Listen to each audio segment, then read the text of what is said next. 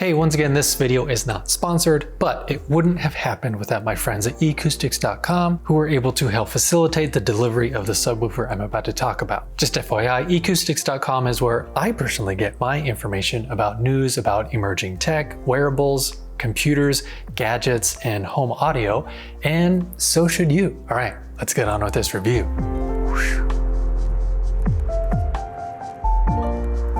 Oh, hi. If you haven't seen my review of the Super Cinema 3D Array XL soundbar from Goldenear, I suggest you watch that first because this is technically part 2 of a series involving their products. And today we're focusing on this baby right here, the ForceField 30 subwoofer from Goldenear. And let's get right into the specifications. As we can all assume, because I'm right next to the subwoofer, it's kind of small, right? It's 11.4 inches wide, 12.7 inches tall, and an elongated 16 inches deep. And it is 31.5 pounds or 14.3 kilograms. So in the world of subwoofers that can sometimes feel like just a huge piece of lead, this one's not too bad.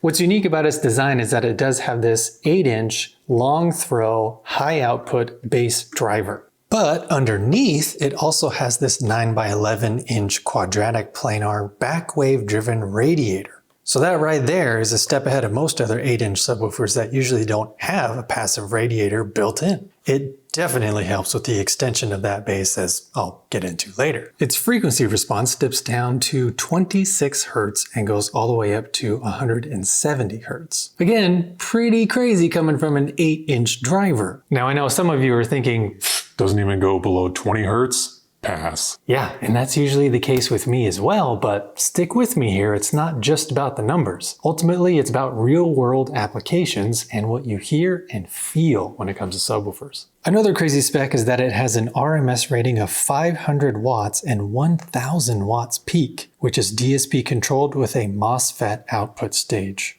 On the rear, it's very simple with a power cable inlet here. This on-off LED indicator turns blue when it's on. You got a toggle switch here. You can choose left and right with your RCA inputs here for when this subwoofer is used in conjunction with a stereo hi-fi system, or LFE in on just this RCA input here for when used in conjunction with an AVR and a home theater system. There's also a variable low-pass filter knob that goes from 40 Hz all the way to 150 Hz, as well as just your standard subwoofer output level knob. The cabinet is extremely rigid, coming in at just over 1 inch thickness, with a multi-layered satin finish that unfortunately is quite the fingerprint magnet.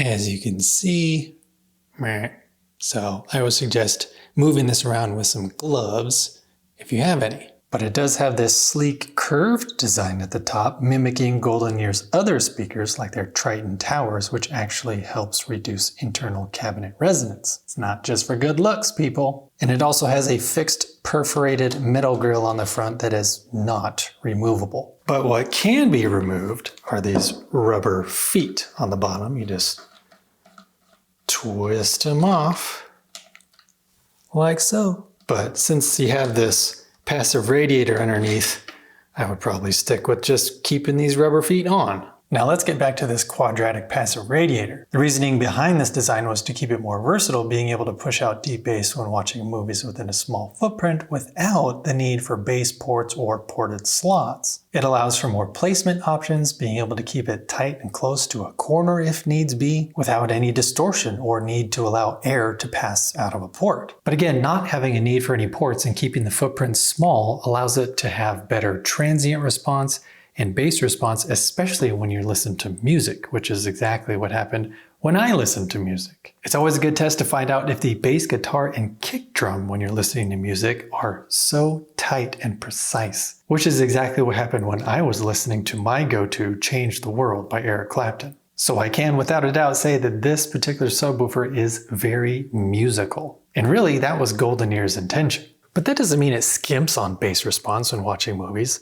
No. I mean, yes, 26 Hz isn't that low on paper, but in real-world applications, that 26 Hz seemed like it went way deeper than any other 8-inch subwoofer that I've ever heard in this particular space. Like I mentioned in my review of the passive soundbar from Goldenear, when watching the first Incredibles movie on 4K Blu-ray, I could have sworn that I had a 12-inch subwoofer in this space with its quick yet deep bass response. One good thing and bad thing though was when my wife and I were watching Oppenheimer also on 4K Blu-ray. Every time it did those little cut scenes where Oppenheimer's like thinking about something and then you see footage of space or molecules, extra close up or whatever.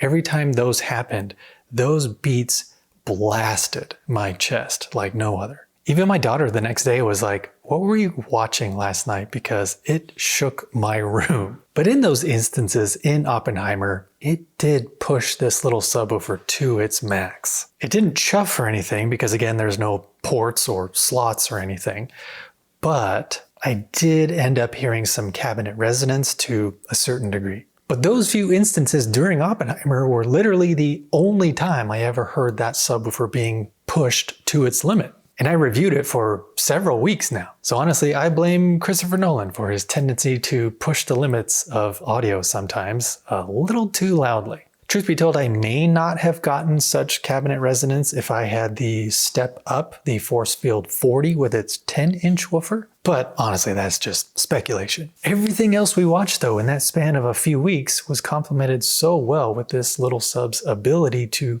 dig down deep enough while still maintaining a really fast transient response. And that's all due to that slick combo of the planar passive radiator underneath powered by a 1000 watt amp.